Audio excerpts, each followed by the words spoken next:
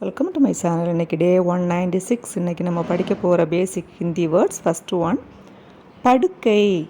படுக்கை பிஸ்தர். படுக்கை பிஸ்தர். பசிக்கிறது. பசிக்கிறது பூக்கா. பூக்கா. வேண்டாம். வேண்டாம் நஹிங். வேண்டாம் நஹிங். வேண்டும். வேண்டும் சாகியே.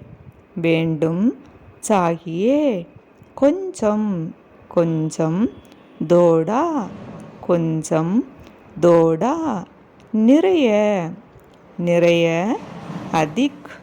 நிறைய அதிக்.